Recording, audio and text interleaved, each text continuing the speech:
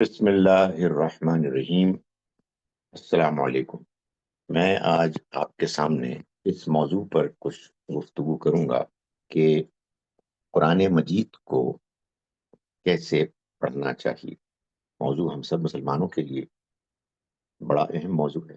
میں بھی جو بات کہوں گا کوئی وہ اس موضوع پر آخری بات نہیں ہوگی، لیکن یہ ایک ایسا ٹاپک ہے جس پہ کہ ہمیں ہر وقت سوچ بچار بھی کرنی چاہیے، اور جو ہمارے سامنے نتیجہ آئے اس کے مطابق عمل کرنے کی بھی کوشش کرنی چاہیے۔ مجھے اس بارے میں کوئی شبہ نہیں ہے، قرآن مجید ہم مسلمانوں کے لیے ایمان کی وہ سورس ہے جس کے بغیر ہمارا ایمان نامکمل ہے۔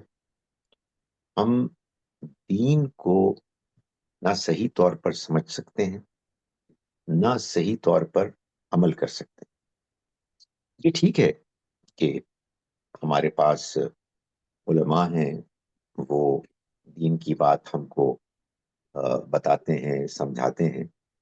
یہ بھی بہرحال قرآن مجید ہی کی روشنی میں سمجھا جائے گا کہ جو بات وہ بیان کر رہے ہیں وہ بات کیا ہمارے لیے دین کی بات کی حیثیت سے ماننی ممکن ہے یا نہیں ہے۔ ہم سب، چاہے عالم ہو کوئی، چاہے کوئی عام آدمی ہو، بہرحال دین کے پابند ہیں، اور اس پابندی کا یہ تقاضا ہے کہ ہم اللہ کی کتاب کو سمجھیں، جتنا ہمارے لیے ممکن ہے ہم اس کو سمجھیں۔ پہلی بات جو سب سے زیادہ obvious بات ہے وہ یہ ہے کہ قرآن مجید کو ہم سمجھ کر پڑھیں۔ اگرچہ کہ یہ بات بہت سادہ ہے، بہت obvious ہے، لیکن بعض اوقات بعض سادہ اور obvious باتوں کو بھی اس لیے بیان کرنا ضروری ہوتا ہے کہ وہ سادہ اور obvious نہیں رہتی۔ یہ انسان کی ایک ٹریجڈی ہے کہ آپ واضح سے واضح بات کو بھی غیر واضح کر سکتے ہیں، اور لوگ اس بات کو مان لیتے ہیں۔ مسلمانوں کے ہاں یہ بات اتنی مشہور ہو گئی ہے، اتنی عام ہو گئی ہے، قرآن مجید کو بغیر سمجھ کر پڑھنا بھی ثواب کا کام ہے، نیکی کا کام ہے، اللہ کو راضی کرنے کا کام۔ اس وجہ سے یہ بات بتانی ضروری ہے کہ ہم کو قرآن مجید کو سمجھ کر پڑھنا ہے۔ آپ یہ پوچھیں گے کہ کیا بغیر سمجھے پڑھنا ثواب کا کام نہیں ہے؟ آنیسٹلی میرا جواب یہ I don't know and I am not interested۔ مجھے جو بات معلوم ہے وہ یہ ہے کہ قرآن اللہ کی کتاب ہے، ہدایت کی کتاب ہے، میرے لیے ہدایت کی کتاب ہے، مجھے اس کو سمجھ کے پڑھنا ہے۔ میرے نزدیک یہ سوال ایک irrelevant سوال ہے کہ کوئی اس کو بغیر سمجھ کے پڑھے اس کو ثواب ملے گا نہیں، اللہ تعالیٰ فیصلہ کرے گا، مجھے نہیں معلوم۔ میں اگر آپ کو تھوڑا سا روڈ نظر آ رہا ہوں تو اس کی وجہ وہ غصہ ہے کہ اللہ کی کتاب بہنوں اور بھائیوں میرے اور آپ کی ہدایت کے لیے آئی، اور اتنا زبردست مذہبی پروپیگنڈا اس بارے میں عام ہو گیا ہے کہ اس کو آپ بغیر سمجھے پڑھ سکتے ہیں۔ میں ان تفصیلات میں نہیں جانا چاہتا کہ جو لوگ پیش کرتے ہیں دلائل کے طور پر، آپ پوچھیں گے میں جواب بھی دے دوں گا، کہ جو وہ سمجھانے کی کوشش کرتے ہیں کہ بغیر سمجھ کے بھی پڑھا جا سکتا ہے۔ قرآن ہدایت کی کتاب ہے، اللہ کی رہنمائی ہے، اللہ تعالیٰ بار بار اس پر غور کرنے کی دعوت دیتا ہے، اس لیے قرآن کو جب بھی مسلمان پڑھے گا سمجھ کے پڑھے گا، نمبر 1۔ نمبر 2، کہ صرف سمجھ کر نہیں پڑھنا بلکہ اس کو تدبر کے ساتھ پڑھنا، غور و فکر کے ساتھ پڑھنا ہے۔ آپ قرآن مجید کو پڑھیں، ایک آیت کو پڑھیں، اس کا مفہوم سمجھیں اور رک جائیں اور غور کریں۔ کیا غور کریں آیت کیا کہہ رہی. اس آیت کا سیاق سباق سے کیا تعلق ہے, اس آیت کا مجھ سے کیا تعلق. اگر اس میں میرے لیے کوئی سبق ہے تو کیا میں جو سبق میرے لیے ہے میں اس پر پورا اتر رہا ہوں. آدمی کو اس پر غور کرتے رہنا چاہیے, اور جب تک ایک اطمینان نہ ہو جائے کہ نہیں ٹھیک ہے میں نے غور کر لیا, اس وقت تک آگے نہیں بڑھنا چاہیے. یہ بات کہ آپ تیزی سے قرآن پڑھیں اور آپ کسی آیت کو پوری طرح سے اس وقت جس وقت آپ پڑھ رہے ہیں سمجھے بغیر آپ اگلی آیت کی طرف چل پڑیں, یہ اس موقع پہ ہرگز نہیں ہونا چاہیے جس موقع پر اختیار آپ کے ہاتھ میں. اختیار آپ کے ہاتھ میں ہوتا ہے جب آپ قرآن خود پڑھ رہے ہوتے ہیں اکیلے میں, تنہائی میں, یا آپ نماز خود الگ سے پڑھ رہے ہوتے ہیں.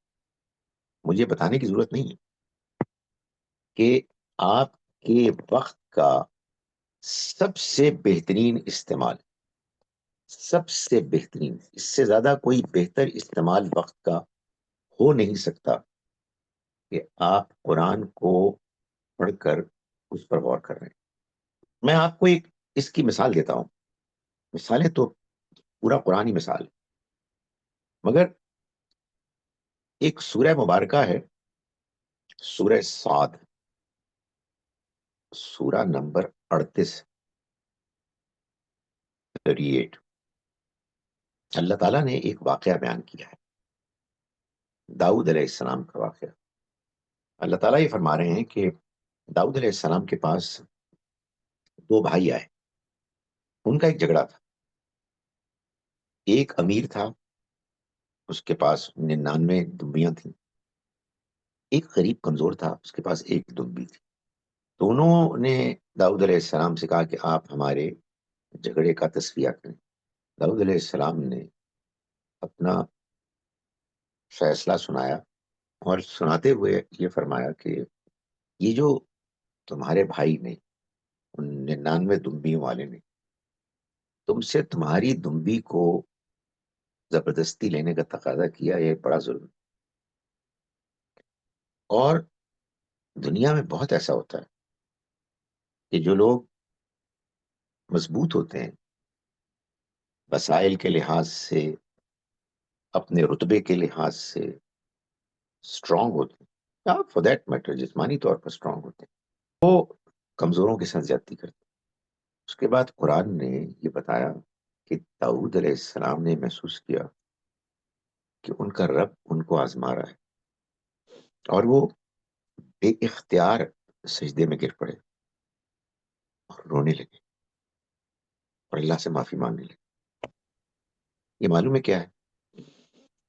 یہ اصل میں انسان کا وہ تجربہ ہے, اور یہ میرے اور آپ کے ساتھ بھی ہوتا ہے. میرے جیسے لوگوں کے ساتھ تو زیادہ ہونا چاہیے جو ہر وقت واز نصیحت کرتے رہتے ہیں کہ آپ بولتے بولتے, کسی سے بات کرتے کرتے یہ محسوس کرتے ہیں یار یہ جو بات میں اس کو سمجھا رہا ہوں یہ تو میری اپنی بھی غلطی ہے یہ. تو اس کے بعد آدمی کو سب چیزیں چھوڑ دینی چاہیے, خدا کے آگے جھک جانا چاہیے, اللہ سے معافی مانگنی چاہیے. یہ آیت پڑھ کر اگر آپ تدبر کے ساتھ پڑھیں گے, آپ کو, مجھ کو اپنی وہ غلطیاں یاد آنی چاہیے جن میں ہم نے اپنے سے کمزوروں کے ساتھ کوئی زیادتی کی, یا ہم نے کوئی اور گڑبڑ کی. اتنی عجیب بات ہوگی کہ یہ آیت آپ پڑھ کے گزر جائیں اور آپ کو کوئی اثر ہی نہ ہو. میں نے صرف ایک مثال آپ کے سامنے بیان کی, پورا قرآن ایسا ہی ہے کہ آپ اس کو پڑھیں اور آپ کو یہ محسوس ہوگا کہ جب قرآن آپ کو متاثر کر رہا ہے, آپ سے تقاضا کر رہا ہے. قرآن کو جب بھی پڑھیں تدبر کے ساتھ, غور و فکر کے ساتھ پڑھیں. اور میں آپ سے گزارش کروں، آپ کی ایک نوٹ بک ہو، اس میں آپ جو چیز سمجھ میں نہیں آ رہی یا جو چیز سمجھ میں آ رہی ہے نوٹ کریں، اس کو بار بار اس کو پڑھیں، قرآن کو پڑھتے رہیں اور ان نوٹس میں اضافہ کرتے رہیں، سوالات جہاں پیدا ہوں ان کے جواب تلاش کریں، جب تک جواب نہ ملے تسلی سے نہ بیٹھیں۔ میں آپ کو بتاؤں کہ آپ کی زندگی اگر اس ڈگر پر چل پڑی، اتنی اس میں ایکسائٹمنٹ ہے، اتنا اطمینان ہے، اتنا اپنے رب کے ساتھ تعلق ہے کہ آپ امیجن نہیں کر سکتے۔ اس دنیا میں آپ کے رب کے ساتھ تعلق کا کوئی اور ذریعہ اس سے زیادہ بہتر ہے ہی نہیں۔ قرآن مجید پڑھتے ہوئے جو سوالات پیدا ہوتے ہیں ان کو سلجھانا ہے، سوالات کے جوابات تلاش کرنے ہیں۔ میں آپ کو ایک بات بتاؤں کہ سوال پیدا ہوتے ہیں اور غائب ہو جاتے ہیں، غائب ہو جاتے ہیں۔ بندہ سوچتا ہے یار وہ کیا سوال تھا یار، وہ ابھی 2 منٹ پہلے میرے ذہن میں آیا تھا، ختم ہو جاتے ہیں۔ اس کا طریقہ کیا ہے؟ اس کا طریقہ یہ ہے، پینسل لیں، ساتھ آپ کے نوٹ بک ہو، جیسے ہی سوال آئے آپ اس کو نوٹ کر لیں، یا اب تو آپ کے پاس شاید اس سے بھی زیادہ افیکٹو چیز ہے، اس کو پکڑیں اور اس میں ایک بنائیں، کوئی فائل بنائیں، کچھ بنائیں، اس میں سوال ڈال دیں۔ میں آپ کو بتا رہا ہوں اس سے زیادہ کوئی انسان کے لیے ایکسائٹمنٹ اور پلیجر کی کوئی چیز نہیں۔ آدمی تھرڈ کلاس قسم کی چیزیں ڈھونڈتا ہے ایکسائٹمنٹ اور پلیجر کے لیے، اس لیے کہ جو ٹاپ کلاس قسم کی چیز موجود ہے اس کو وہ ضائع کرتا ہے۔ سو قرآن پڑھیں، سوال اٹھیں گے، سوال اٹھنے دیں، نوٹ کریں، جوابات تلاش کریں اور ساری زندگی اس کام میں لگ جائیں۔ پھر ایک اور بات جو ہے وہ یہ ہے کہ ہم کو صرف انفرادی آیات نہیں سمجھنی، بلکہ ہم کو پورا قرآن سمجھنا۔ یعنی قرآن صرف یہ نہیں ہے کہ چند الفاظ ہیں جو الگ الگ ہیں یا آیات ہیں جو الگ الگ ہیں، لیکن اس کے ساتھ وہ مل کر ایک کتاب ہے جس سے زیادہ، ابھی میں اور بات کروں گا اس پہ، جس سے زیادہ منظم، کوہیرنٹ کوئی کتاب اور ہو نہیں سکتی۔ لیکن چونکہ ہم قرآن پر تدبر نہیں کرتے، غور و فکر نہیں کرتے، تو پتہ کیا ہوتا ہے؟ عجیب و غریب چیز ہوتی ہے۔ آئی ہوپ کہ آپ مجھ سے اگری کریں گے۔ عجیب و غریب تماشا ہوتا ہے، ایک جانب ہم کہہ رہے ہوتے ہیں قرآن کمال ہو گیا، اللہ کی کتاب، محفوظ کتاب، اس سے بڑھ کر کوئی کتاب ہی نہیں، اور دل میں یہ بات واضح ہوتی، سمجھ میں تو آ نہیں رہی، اس سے تو دین کے معاملات حل نہیں ہو رہے ہیں۔ تو پھر کیا ہوتا ہے؟ ظاہر ہے وہ ایک جذبہ ہوتا ہے دینی، تو پھر کہیں احادیث، کہیں علماء کی تقاریر، اور میں آپ کو یہ بتاؤں قرآن کی روشنی کے بغیر جو دین بھی آپ سمجھیں گے وہ امپرفیکٹ ہوگا، اس کے اندر ملاوٹ ہوگی، وہ خدا کا دین نہیں ہوگا۔ سو پلیز پورے قرآن کو سمجھیں، یہ طے کریں کہ یہ قرآن مجید پورے کا پورا ہے کیا۔ پورے کا پورا قرآن جو ہے، یہ قرآن، اس کی پریزنٹیشن کس کیٹیگری کی؟ نعوذ باللہ 114 مختلف قصیدے ہیں، اشعار کے مجموعے ہیں، کیا یہ 114 لیکچرز ہیں؟ کیا یہ کوئی فلسفے کی کتاب ہے؟ کیا ہے؟ میرے خیال ہے کہ یہ بات طے کرنی ضروری ہے، اس لیے کہ اس کے بغیر بھی قرآن میں پوری دلچسپی نہیں پیدا ہوگی۔ اس کی وجہ کیا ہے؟ اس کی وجہ یہ ہے کہ بعض اوقات آپ محسوس کریں گے کہ قرآن آپ سے ڈائریکٹلی ریلیونٹ بات کر رہا ہے، اور بعض اوقات آپ کے سامنے وہ بات آ رہی ہے جو آپ سے ریلیونٹ ہے ہی نہیں، تو آپ کہیں گے یار مطلب میں کیا کروں؟ And I am telling you, ہوتا کیا ہے کہ ذرا سی کوئی بات ڈفرنٹ ہوتی ہے تو آدمی ڈسٹریکٹ ہو جاتا ہے. آج کل تو ہماری اٹینشن سپین ہے ہی اتنا کم کہ کوئی ذرا سی بات ادھر سے ادھر ہوئی اور لوگ غائب ہو گئے، یعنی ذہن کم سے کم غائب ہو گیا. To get you to be completely focus, آپ کو یہ معلوم ہونا چاہیے کہ یہ جو کتاب، اللہ کی کتاب آپ کی ہدایت کے لیے آئی ہے، جس کو آپ پڑھ رہے ہیں، یہ مکمل طور پر پوری کی پوری اصل میں کیا بات کر رہی ہے، اس کی کیا کیٹیگری ہے، اس میں کیا ڈسکرپشن ہے. تو میرا یہ خیال ہے کہ اس پہ غور ہوتے رہنا چاہیے. میں یہ نہیں کہہ رہا کہ جو بات میں کہہ رہا ہوں وہ لازماً حرف آخر ہے، لیکن میں ایک اور بات بتاؤں. دیکھیں، آدمی کو بیلنسڈ بھی ہونا چاہیے، اوپن مائنڈڈ بھی ہونا چاہیے، لیکن پریگمیٹک پریکٹیکل بھی ہونا چاہیے. مجھے جو آج بات سمجھ میں آئی ہے نا، وہ میرے لیے اصل میں حرف آخر ہے، مگر میں اس میں سٹبن نہ ہوں، انفلیکسیبل نہ ہوں. دوسری باتوں کو میں سنتا رہوں. تو آپ اپنا کام کریں گے اور کانفیڈنٹلی کریں گے، کنفیوز ہوئے بغیر کریں گے.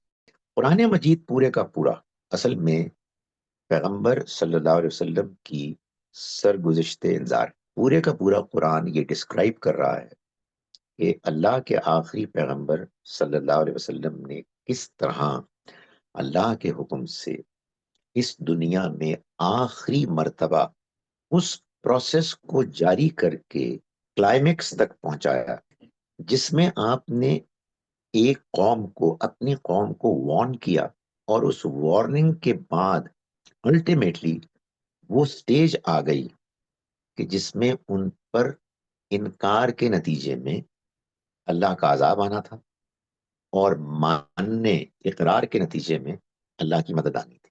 یہ پہلے بھی رسولوں کے ساتھ ہوا، اور یہ اللہ تعالیٰ اس لیے کرتا ہے تاکہ بڑی قیامت سے پہلے ان چھوٹی چھوٹی قیامتوں کے ذریعے سے انسانیت کو ریمائنڈ کرایا جائے.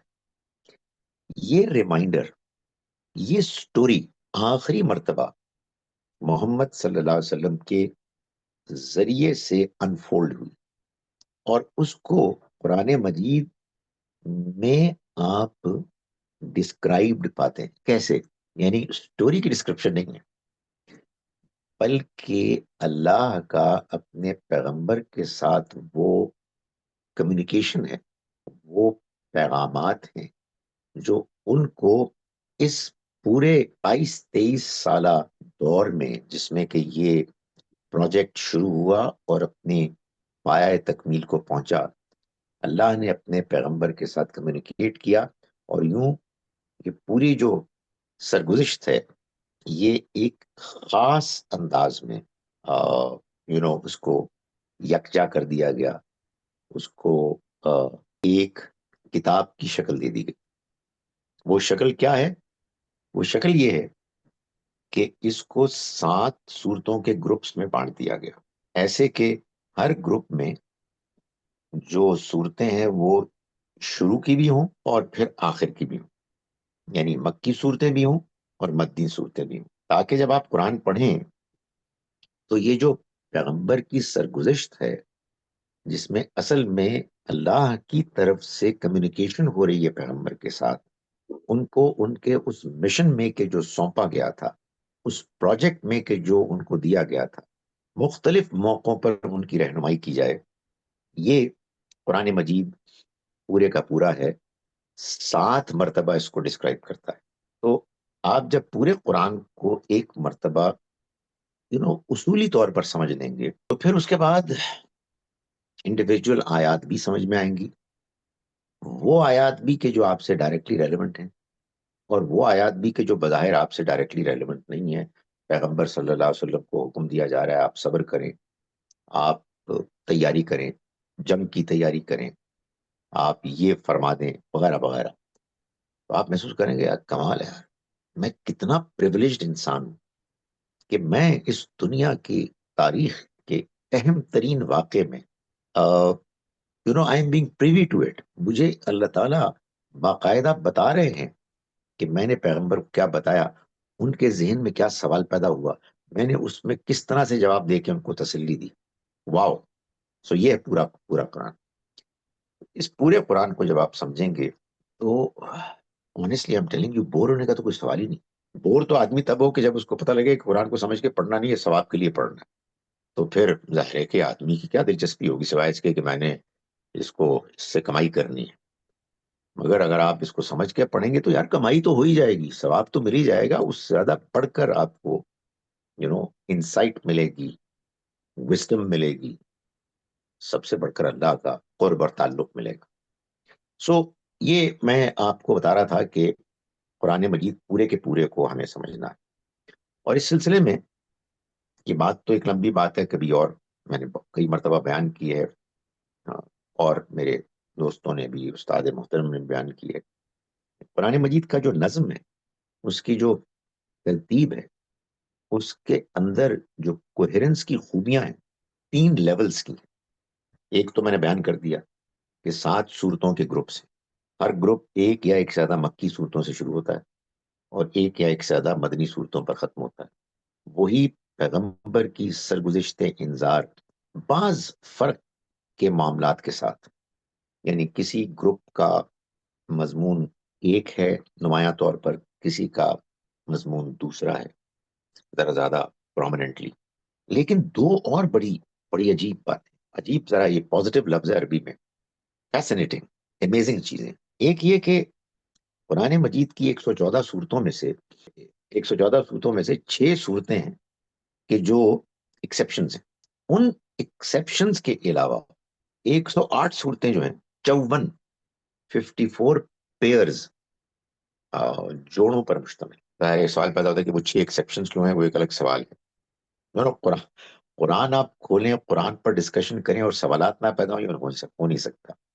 سوالات آپ نوٹ کریں، اس پر غور کریں and make it an ongoing process. تو یہ جو پیئرز ان کو جب آپ سمجھیں گے کہ 2 ایک ساتھ آنے والی صورتیں ایک دوسرے کے ساتھ جوڑا ہے، آپ محسوس کریں گے کہ ان میں بہت سی چیزیں کامن ہیں اور بہت سی چیزیں فرق ہیں. دونوں مل کر ایک بڑے کامن گول کو، ٹاپک کو وہ ایڈریس کرتی ہیں. میں ظاہر ہے مثالوں کا وقت نہیں ہے، لیکن مثال کے طور پر سورہ البقرہ اور سورہ آل عمران لیجیے. قرآن مجید کی بہت ہی طویل صورتیں، دونوں کا آغاز الف لام میم سے ہوتا ہے، دونوں کے آخر میں دعائیں.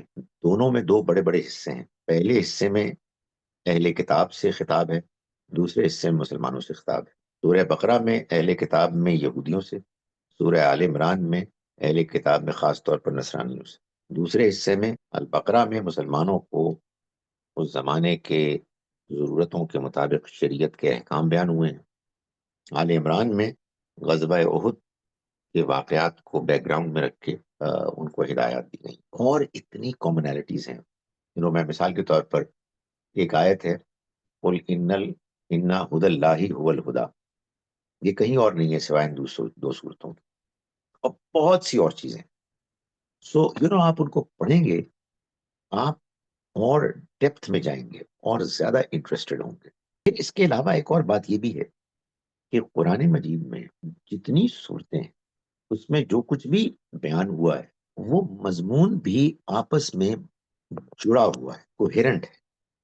یعنی ایسا نہیں ہے کہ ایک بات ہوئی ختم ہو گیا دوسری بات شروع ہو گئی. نہیں، وہ دوسری بات جو شروع ہوئی ہے اس کا پچھلی بات سے لنک ہے، لیکن اللہ تعالیٰ اس کو عام طور پر بیان نہیں کر رہے. کیوں نہیں کر رہے؟ اس لیے نہیں کر رہے کہ اللہ تعالیٰ نے آپ کو عقل دی ہے اور آپ سے کہہ رہے کہ غور کرو. اور جو آپ یقین جانیں کہ جو چیز لکھی ہوئی نہیں ہے اس کو جب آپ خود غور کر کے ڈسکور کرتے ہیں اور آپ کو اطمینان ہو جاتا ہے کہ یہ بات واقعی ایسی ہے، اس سے جو آپ کو سینس آف اچیومنٹ ہوتی ہے وہ ایسی پڑھ کے تھوڑی ہوتی ہے. تو میں آپ کو 2 مثالیں دیتا ہوں. سورہ بقرہ میں اللہ تعالیٰ نے قصہ آدم و ابلیس کو بیان کیا، اور اس کے بعد یعنی یہ سمجھیں آیت نمبر 34 سے آیت نمبر 39، 34 to 39. اس کے بعد اللہ تعالیٰ نے بنی اسرائیل کو انوائٹ کیا کہ وہ ایمان لائیں. تو آپ امیجن کر سکتے ہیں کہ آپ پڑھیں گے اس کو تو آپ کہیں گے یار یہ بس ٹھیک ہے، ایک الگ ایک شفٹ ہو گئی. پہلے قصہ آدم و ابلیس، پھر یہودیوں کو انویٹیشن، اللہ اللہ خیر صلی اللہ، اس میں غور کرنے کی کیا ضرورت ہے؟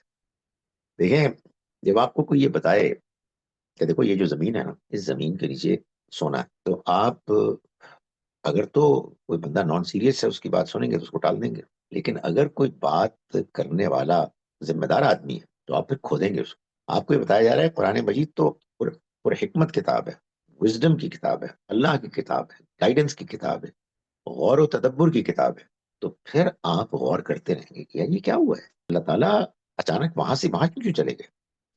تو آپ غور کریں گے تو آپ کو محسوس ہوگا کہ قصہ آدم و ابلیس میں اللہ تعالیٰ نے یہ جو بات بتائی تھی کہ ابلیس نے آدم کے آگے جھکنے سے انکار کر دیا تکبر کی وجہ سے، اور یہ بات یہودیوں کو معلوم تھی، یہ سٹوری ان کو معلوم تھی، ان کو انوائٹ کیا جا رہا ہے کہ وہ اللہ کے اس پیغام کو مان لیں جو قرآن کی صورت میں محمد صلی اللہ علیہ وسلم پر نازل ہوا، جو بنی اسماعیل میں سے تھے، اور بنی اسرائیل کو گویا کہ یہ کہا جا رہا ہے بٹوین دا لائنز کہ تم ابلیس والا رویہ اختیار نہ کرو۔ اس نے اپنے آپ کو بڑا سمجھا اور آدم کے آگے جھکنے سے انکار کیا۔ تم اپنے آپ کو سپیریئر سمجھتے ہو، بنی اسرائیل کے لوگوں، یہودیوں، بنی اسماعیل کے مقابلے میں جن کو تم ان پڑھ امی کہتے تھے۔ ہم نے یہ فیصلہ کر لیا ہے کہ اب ہمارا آخری پیغام ان کے پاس آیا ہے، تم اس پیغام کے آگے جھک جاؤ۔ تو آپ یہ دیکھیے کہ بیان کیے بغیر یہ جو سیکوینس ہے کہ پہلے قصہ آدم و ابلیس اور پھر بنی اسرائیل کو دعوت، یہ کتنا گہرا تعلق ہے۔ اسی طرح سے آپ دیکھیں ایک سورہ ہے، چھوٹی سورہ، سورۃ الاعلی، اس میں اللہ تعالیٰ نے بیان کیا ہے کہ اللہ کی ذات ہی وہ ذات ہے، سبزہ برآمد کرتا ہے، زمین سے گرینری کو نکالتا ہے، پلانٹس، کراپس، ویجیٹیشن ایکسیکٹرا۔ یہ بات بیان کرنے کے بعد بتایا کہ پھر وہ گریجولی گرو کرتے ہیں اور اپنے کلائمیکس کو پہنچ جاتا ہے، اور گہرا، بعض اوقات گہرا سبز ہو جاتا ہے اپنے عروج کو پہنچ کر۔ یہ بات ختم ہوگی، سنقرئک فلا تنسا، اے پیغمبر ہم آپ کو پڑھ کر سنائیں گے، یعنی یہ کلام پھر آپ نہیں بھولیں گے۔ تو ہمیں کہتے ہیں کیا ہوا کیا ہے؟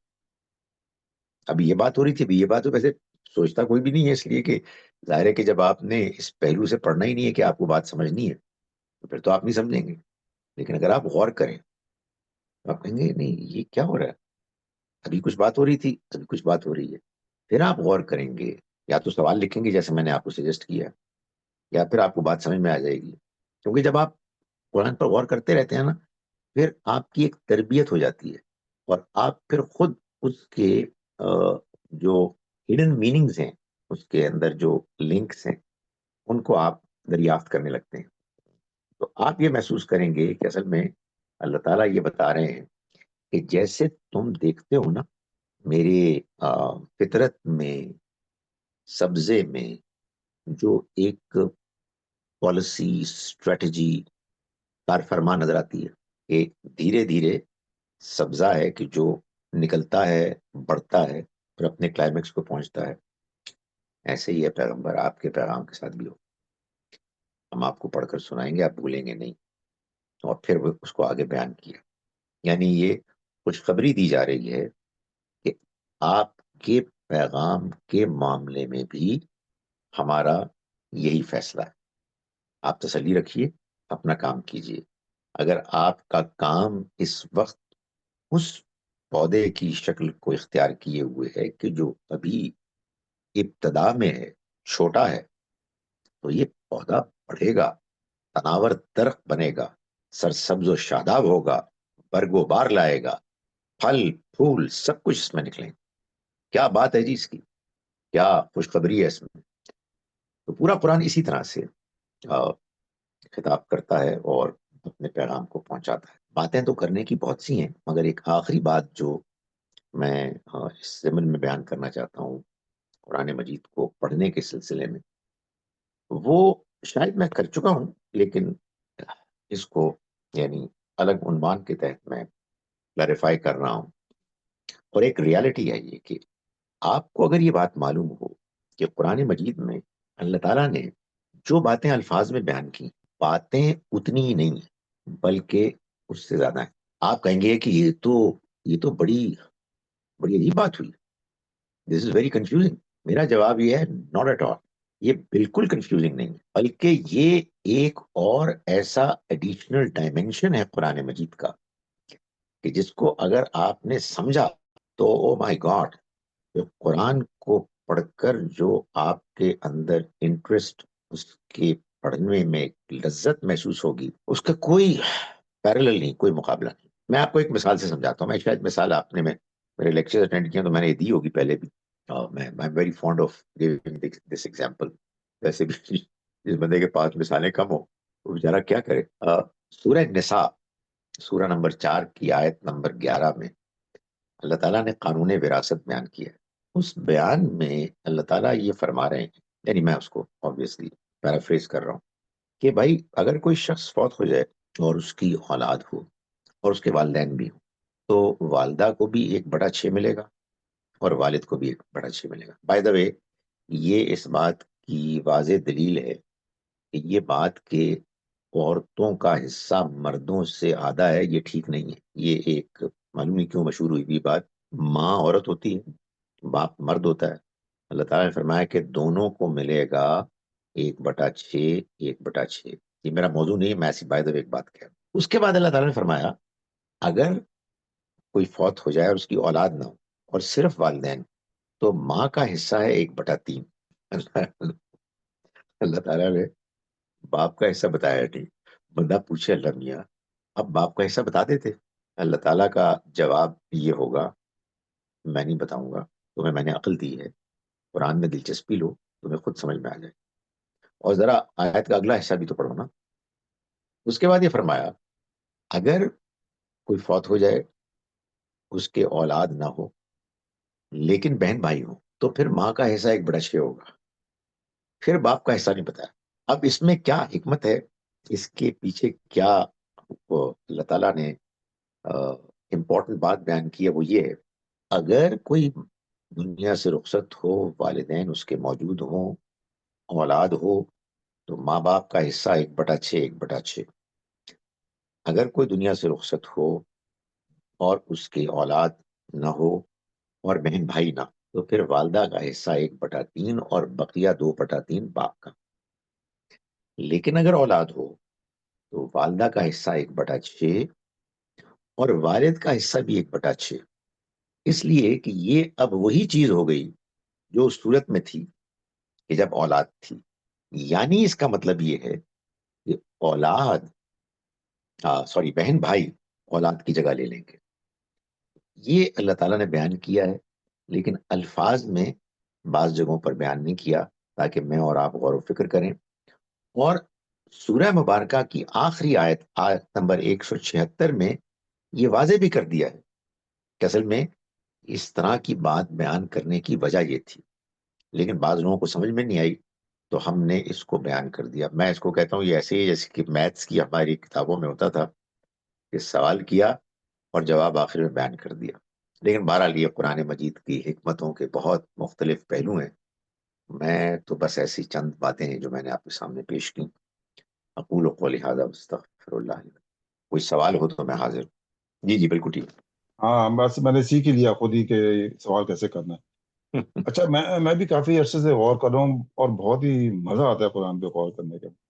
ابھی پچھلے دنوں میرے ذہن میں ایک چیز آئی، میں قل اعوذ برب الناس پڑھ رہا تھا تو مجھے یہ خیال آیا کہ ہم جب قرآن شروع کرتے ہیں تو اعوذ باللہ من الشیطان الرجیم کہتے ہیں، اس وقت ہم شیطان سے پناہ مانگتے ہیں، لیکن قرآن ختم کر کے جس میں ہر چیز حکمت سے بھری ہوئی ہے، ذالک الکتاب لا ریب فیہ، اور اس میں بالکل ہر چیز واضح ہے، صاف ہے، لیکن پھر انسانوں میں سے ہمیں وسوسہ ڈالنے والے لوگ آئے تھے کہ نہیں جی قرآن تو سمجھ نہیں آ سکتا، تو اسی لیے شاید قرآن کی آخری صورت کو قل اعوذ برب الناس سے اللہ نے شروع کیا، کہ وہ جو وسوسے ڈالتے ہیں، جنات سے تو میرا واسطہ نہیں پڑا، لیکن بہر انسان تو بہت ہیں جو وسوسے ڈالتے ہیں۔ تو اس کے بارے میں آپ ذرا بتائیے گا، کیا یہ جی، اور ٹھیک بات؟ بالکل آخر میں دیکھیں آخری الفاظ جو ہے نا قرآن میں، یہ بھی دیکھیں ترجمے کی بعض اوقات ایسی ہوتی ہیں وہ غلطیاں کہ جس سے مسئلہ الجھ جاتا ہے، ورنہ یہ بڑی واضح بات اللہ تعالیٰ نے بیان فرمائی کہ دیکھو یہ جو وسوسہ اندازی کرنے والے لوگ ہیں نا، جو سورسز ہیں وہ دو ہیں، من الجنتی والناس، یا جن ہیں یا انسان ہیں۔ آپ بالکل صحیح کہہ رہے ہیں۔ میں اس میں صرف ایک بات ایڈ کروں گا، جو تو جن ہیں وہ تو جب کرتے ہیں وسوسہ اندازی، یقیناً وہ بدنیتی سے کرتے ہیں، یعنی وہ آپ کو ورگلاتے ہیں، برائی کی طرف مائل کرتے ہیں۔ آپ نے فرمایا کہ آپ کا واسطہ نہیں پڑا، آپ کا واسطہ سر روز پڑتا ہے۔ جتنے بھی یہ برے خیالات آتے ہیں، یہ انہی جنات کی وجہ سے ہیں۔ ہم سب کے ساتھ ایک جن، شیطانی جن لگا ہوا ہے۔ لیکن جو انسان ہے نا، انسانوں میں ضروری نہیں ہے کہ جو آپ کو ورگلا رہا ہے اس کی نیت خراب ہے۔ تو دیکھنا بیچارے وہ لوگ جو ہمارے مذہبی لوگ جو ہمیں کہتے ہیں کہ جی قرآن مجید کو آپ بغیر سمجھ کے بھی پڑھیں، وہ اپنے جذبے کے تحت کر رہے ہیں۔ معلوم نہیں وہ جذبہ کیا ہے۔ ہمیں ان کی نیت پہ شک نہیں کرنا، ہمیں ان کے سامنے پولائٹلی بٹ فرملی یہ واضح کرنا ہے کہ بھائی صاحب یہ یہ نہ کریں قرآن کے ساتھ۔ قرآن ہدایت کی کتاب ہے، قرآن سمجھ کے پڑھنے والی کتاب ہے، قرآن تدبر کی کتاب ہے۔ اس وجہ سے یہ نہ کریں۔ لیکن یہ بات بالکل صحیح ہے کہ ان کی نیت کچھ بھی ہو، یہ ہے ایک وسوسہ، ایک بہت بڑا وسوسہ، بہت بڑا نیگیٹو پروپیگنڈا ہے قرآن کے خلاف۔ جی بالکل۔ اچھا ایک بات اور کہنے کی اجازت؟ اچھا میں اکثر جب بات کرتے ہیں نا لوگ کہ جی قرآن کو تو یہ ہر حرف پہ 10 نیکیاں، میں کہتا ہوں یار رسول اللہ کے زمانے میں اردو زبان ایجاد نہیں ہوئی تھی، تو حضور صلی اللہ علیہ وسلم نے ظاہر ہے عربی میں ہی کہا ہوگا، لیکن مسئلہ یہ ہے کہ ہم قرآن کو پڑھتے ہیں عربی میں بغیر سمجھے، اور ہر قسم کی احادیث کو اردو میں پڑھتے ہیں اور سمجھتے ہیں۔ تو یہ ایک بڑا کنفیوژن ہو جاتا ہے کہ اگر رسول اللہ صلی اللہ علیہ وسلم نے کوئی بات ایسی کہی بھی ہوگی تو وہ ظاہر ہے آڈینس ان کے عربی اسپیکنگ تھے، عربی سمجھتے تھے، تو جب وہ قرآن پڑھیں گے تو سمجھیں گے بھی، سمجھیں گے تو ظاہر ہے کہ اس کا اثر بھی ہوگا، تو ایبسولوٹلی، لہذا یہ بالکل آپ صحیح فرما رہے ہیں۔ اس حدیث کا مطلب یہی ہے۔ دیکھیں، میں جو بھی احادیث ہیں جو صحیح طرح سے ہم تک پہنچی ہیں، ظاہر ہے اس میں آدمی کے ڈفرینس آف اوپینین ہو سکتا ہے، وہ ساری کی ساری بڑی قیمتی ہیں، پرووائڈیڈ یہ ہے کہ ان کو قرآن سنت کی روشنی میں دیکھا جائے۔ اب یہ بھی جو حدیث ہے بالکل یہ بالکل صحیح ہے کہ آپ جب قرآن پڑھیں گے تو ایک ایک حرف پہ آپ کو نیکی ملے گی۔ کس بنیاد پر؟ سمجھ کے پڑھیں گے، جس وجہ سے قرآن کو پڑھنا ہے، جو قرآن نے خود بتایا ہے ہم کو کہ قرآن کو کیسے پڑھنا ہے۔ تو جب آپ ویسے پڑھیں گے تو جو کام بھی کریں گے، جو عمل بھی کریں گے، اس پہ نیکی ہوگی۔ میں اس بحث میں نہیں پڑھنا چاہتا کہ جو بغیر سمجھ کے پڑھتا ہے اس کو نیکی ملے گی نہیں، یہ میرا کام ہی نہیں ہے، اللہ تعالیٰ فیصلہ کریں گے۔ قرآن اس مقصد کے لیے نہیں آیا۔ جی سر، سر آئی ٹوٹلی ایگری کہ یہ ہمیں سمجھ کے ہی پڑھنا ہے، لیکن سر ہماری جو لوور کلاس ہے، ان ایجوکیٹڈ کلاس ہے، اسپیشلی ہاؤس ہیلپ ٹائپ جو لوگ ہوتے ہیں سر، وہ تو پڑھنا لکھنا نہیں جانتے۔ تو سر ہمارا فرسٹ اسٹیپ تو یہی ہوگا نا کہ ہم کم از کم انہیں پہلے عربی میں پڑھا دیں اور پڑھنا سکھا دیں سر ان کو۔ کیسے ان کے ساتھ ہم معاملہ کر سکتے ہیں اس سے بہتر؟ یہ بڑا امپورٹنٹ سوال ہے، اس لیے کہ شبنم صاحب آپ مجھے اس کی اجازت دیجیے، اس سوال میں یہ ایک بے پناہ پوٹینشل موجود ہے۔ وہ ساری گفتگو ایک طرف، اور یہ سوال جو ہے یہ اس سارے جو ہے نا ایکسپیکٹیشن کو وہ ڈیریل کر سکتا ہے۔ دیکھیں گزارش یہ ہے، کوئی پڑھا لکھا آدمی ہو یا کوئی جاہل مطلق ہو، دونوں کو قرآن مجید کو ہدایت کی کتاب کے لحاظ سے پڑھنا ہے۔ قرآن کو ناظرہ کیوں پڑھنا ہے؟ ویل میں اس کا قائل ہوں۔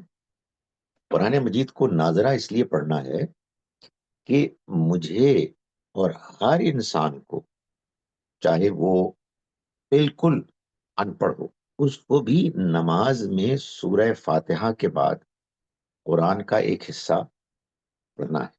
یہ لازم ہے۔ کچھ چیزیں لازم اللہ تعالیٰ نے کی ہیں، وہ ضروری ہیں، ان کو ویسے ہی رکھنا ہے۔ دین کو ہم نہیں بدل سکتے، دین جیسا ہے ویسا ہی اس کو ہمیں بیان کرنا ہے، اور اس میں بڑی حکمت ہے۔ لیکن یہ بات کہ پہلے انسان کو ناظرہ پڑھانا ہے، الف لام میم سے لے کے بلکہ الحمد سے لے کے والناس تک، اور پھر وہ ترجمہ پڑھے گا، وہ ترجمے کی سٹیج اکثریت کے لیے نہیں آئے گی۔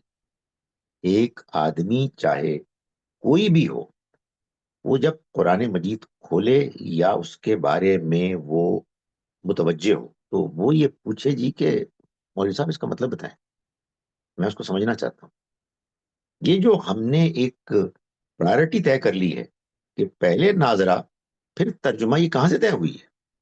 بات یہ ہے کہ یہ ٹھیک ہے کہ نماز میں سورہ فاتحہ کے بعد مجھے سورتیں پڑھنی، اور وہ ہمیں انکریج کرنا چاہیے کہ زیادہ سے زیادہ صورتیں لوگ یاد کریں، لیکن قرآن کو جب بھی آدمی فارملی پڑھے گا تو اس کا یہ اہتمام ضروری ہے کہ اس کو، چونکہ یہ ہدایت کی کتاب ہے، یہ صرف پڑھنے کے لیے نہیں آئی ہے، تو اس کو وہ سمجھ کے پڑھے، اور جتنا اس کی سمجھ ہے، جتنا غور و فکر کا امکان ہے، اس کا وہ حق ادا کرے۔ ڈاکٹر صاحب، ڈاکٹر جی شکیل سر، احمد۔ السلام علیکم وعلیکم السلام۔ ڈاکٹر صاحب، چھوٹے چھوٹے دو سوال ہیں۔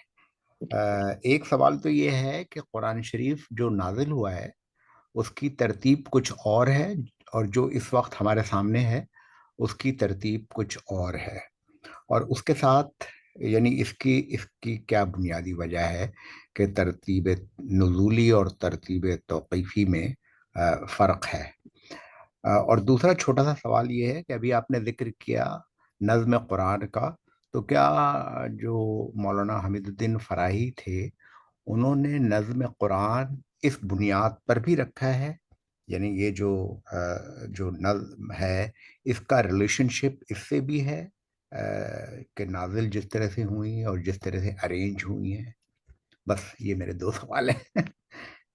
جی، دیکھیے، مولانا مولانا حمید الدین فراہی کے ذہن میں اصل میں یہی سوال تھا کہ جب قرآن مجید نازل ہوا تو اس کی ترتیب کچھ اور تھی، اور جب قرآن مجید کو بالآخر ترتیب دیا گیا تو بالکل مختلف اس کی ترتیب ہو گئی۔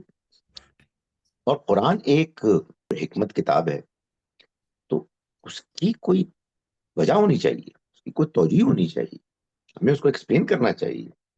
اللہ تعالیٰ کا تو کوئی کام بھی حکمت سے خالی نہیں ہوتا، وجہ یہ کہ اس کی کتاب کی ترتیب جو کہ بالکل یکسر بدل دی گئی، اس میں کوئی حکمت نہ پائی جائے۔ تو میں مختصراً آپ سے گزارش کر رہا ہوں کہ اس کی وجہ یہ معلوم ہوتا ہے کہ ہوئی کہ جب قرآن نازل ہو رہا تھا تو نبی اکرم صلی اللہ علیہ وسلم کو اللہ کی رہنمائی کی ضرورت تھی، آپ کے مشن کے لیے قدم قدم پر وہ حصہ بھی چاہیے تھا جو پڑھ کر سنانا تھا، وہ حصہ بھی درکار تھا جس سے آپ کو اور آپ کے ساتھیوں کو حوصلہ، عزم اور اللہ کے ساتھ تعلق کا مزید موقع ملنا تھا، اور ہدایات، احکام وغیرہ سب کچھ اللہ تعالیٰ نے نازل کیا، اور جوں جوں